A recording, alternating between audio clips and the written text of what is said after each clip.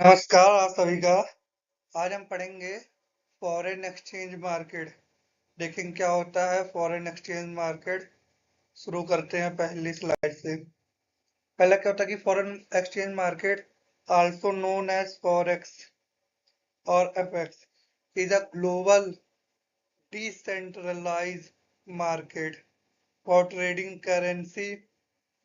It is largest financial market in the world with a daily trading volume exceeding 6 trillion. कितना? 6 trillion. Are amazing.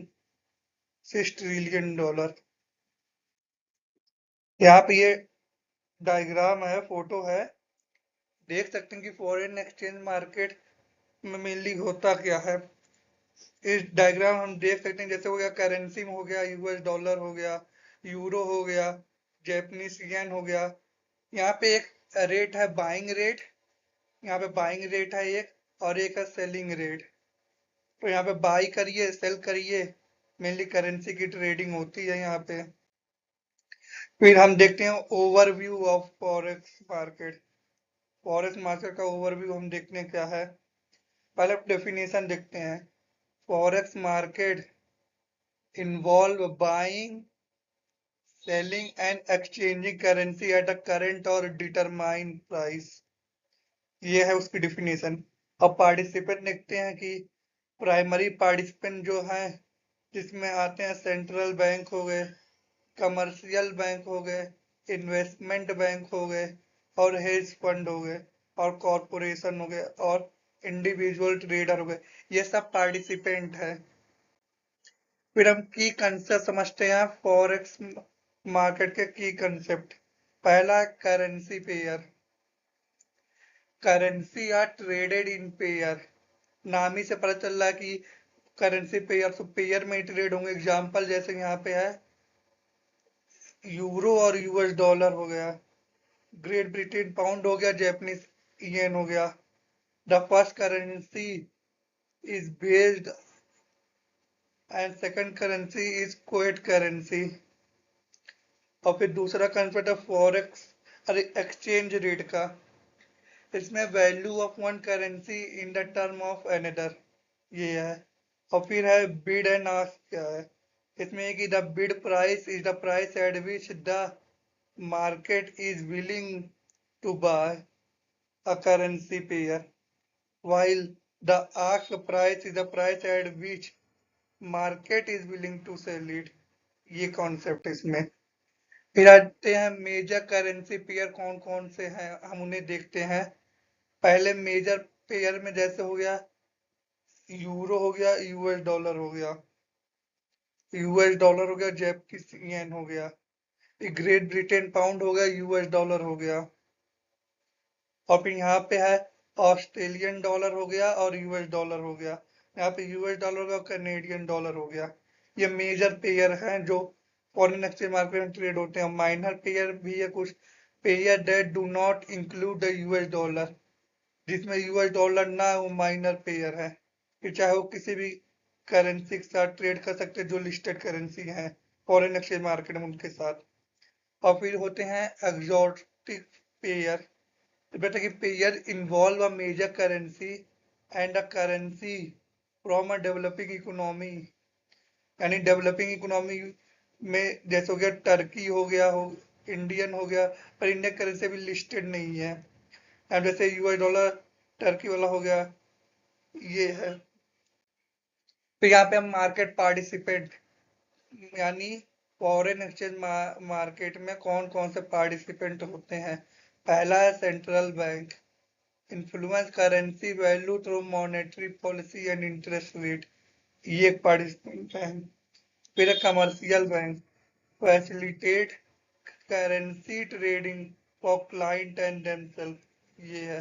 फिर है investment firm and hedge fund, engage in speculating trading and portfolio management, ये participant है investment fund के। फिर corporation भी है, ये क्या करता है, conduct currency transaction for international trade and investment, ये है। फिर रिटेल ट्रेडर्स, ये individual trader who participant through broker, broker की हेल्प से जो पार्टिसिपेट करते हैं मार्केट में। अब यहाँ पे हम कुछ मैकेनिज्म देख लेते हैं ट्रेडिंग के। पहला है स्पॉट मार्केट, ये पहला पॉइंट है स्टॉक मार्केट। इसमें क्या है, immediate exchange of currency at the current exchange rate, ये है, समझ सकते हैं। फिर है फॉरवर्ड मार्केट, ये मैकेनिज्म इसका ये कहते हैं contract to exchange currency at a future date at predetermined rate, ये हो गया। फ्यूचर मार्केट क्या कहता है mechanism, standardize contract traded on exchanges to buy और sell currency at a future date, ये हो गया। ऑप्शन मार्केट में होता है contract that give the buyer the right but not the obligation to exchange currency at a specific before a certain date, ये हो गया इसमें। और फिर हम कुछ ट्रेडिंग प्लेटफॉर्म देख लेते हैं, टूल से देख लेते हैं जिनकी मदद से फॉरेन एक्सचेंज मार्केट में पार्टिसिपेट कर सकते हैं। इनमें पहला प्लेटफॉर्म जैसे हो गया मीटा ट्रेडर हो गया, और MT4 से कहते हैं, फिर मीटा ट्रेडर 5 हो गया, फिर सी ट्रेडर है, फिर प्रोप्राइटरी ब्रोकर प्लेटफॉर्म हो गए। और फिर टूल देख लेते हैं, जैसे हो गया टेक्निकल एनालिसिस टूल हो गया, चार्ट हो गया, यानी हम समझ सकते हैं कि कौन सा हम पेयर ऑफ करेंसी बनाए, इंडिकेटर हो गया, इकोनॉमिक कैलेंडर हो गया, न्यू फीड हो गया, ऑटोमेटेड ट्रेडिंग सिस्टम हो गया, रोबोट के थ्रू भी समझ सकते हैं, एंड रिस्क मैनेजमेंट टूल है। ये सब टूल है जो कि stop loss take profit order को काम में हेल्प करते हैं। और हम देखते हैं कुछ एनालिसिस हम समझने की कोशिश करते हैं। पहला यहाँ पे है फंडामेंटल एनालिसिस। इसमें रहता है कि evaluating currency based on economic indicator, जैसे हो गया इंटरेस्ट रेट हो गया, जियो पॉलिटिकल इवेंट हो गया, और इकोनॉमिक पॉलिसी हो गई, ये इसमें। फिर आता है technical analysis, analyzing price chart and pattern to forecast future price movement using indicator like moving average, RSI, MACD and Bollinger band. फिर आता है सेंटीमेंट एनालिसिस। ये भी तरह का एनालिसिस में क्या होता है, gauging market sentiment to understand the general mode of trader, often using tool like commitment of trader report हो गया, ये सब के लिए। फिर आते हैं रिस्क एंड चैलेंजेस क्या है फॉरेन एक्सचेंज मार्केट के। पहला है वोलेटिलिटी। अब ये क्या है, forex market can be highly volatile with rapid price change, यानी बहुत ज्यादा वॉलेटाइल नेचर का है। और फिर leverage, high leverage can magnify both profit and losses, ये है। फिर आते हैं market manipulation, despite being decentralized large player can influence market movement, ये हो गया। फिर रेगुलेशन देख लेते हैं कि कौन रेगुलेट करता है। जैसे हो गया इंडिया के स्टॉक मार्केट हो गया, उसे तो सेबी रेगुलेट करती है, कोई भी दिक्कत होता तो एक्शन लेती है। अब इसमें very by country trader must be aware of the regulatory environment in their reason.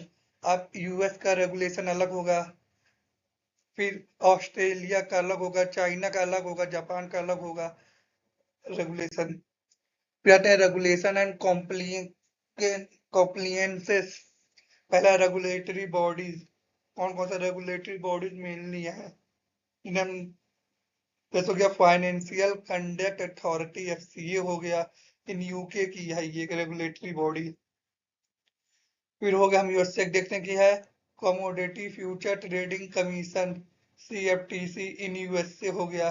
ये है रेगुलेटरी बॉडी जो फॉरेन एक्सचेंज मार्केट को रेगुलेट करती है। फिर ये हो गया Australian security and investment commission, यानी ASIC एंड अदर। फिर ब्रोकर रेगुलेशन देख लेते हैं, इसमें ensuring broker are regulated to protect trader for fraud and malpractices, ये है। फिर हम देख लेते हैं फॉरेक्स ट्रेडिंग स्ट्रेटजीज।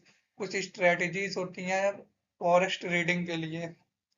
पहला है स्काल्पिंग, इसमें ना making numerous small trade to capture short term market movement. हम यहाँ समझने की कोशिश करेंगे कि छोटे मोटे ट्रेड ले लेंगे और मार्केट के मूवमेंट को हम ट्रैक करेंगे।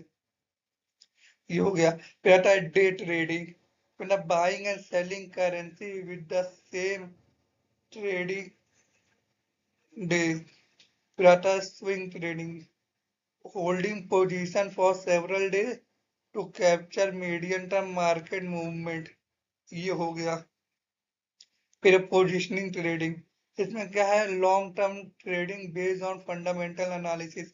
यानी पोजीशनिंग ट्रेडिंग स्ट्रेटेजी यही कहती है कि हम अपने जो भी एनालिसिस किए हैं उस बेसिस पे हम लॉन्ग टर्म ट्रेडिंग कर सकते हैं, हमें प्रॉफिट और लॉस मेजर रहेगा। और फिर हम कंक्लूजन एक तरह का समझ लेते हैं कि फॉरेन मार्केट का, में देखते हैं the forex market is a complex and dynamic, बहुत ज्यादा चेंजेबल है, डायनेमिक इन नेचर है, बहुत ज्यादा चेंजेबल वॉलेटाइल है, environment that offer opportunity to both. और ये स्पेकुलेशन का भी ऑफर करता है, अपॉर्चुनिटी और हेडिंग का भी। Success in forex trading required a solid understanding of market mechanism. हमने बात की ना मार्केट मैकेनिज्म के पीछे, उसकी पूरी अंडरस्टैंडिंग होनी चाहिए। फिर है effective use of tool and strategies, जो भी स्ट्रेटजीज हमने बताई है वो होनी चाहिए, और स्टिक रिस्क मैनेजमेंट प्रैक्टिसेस।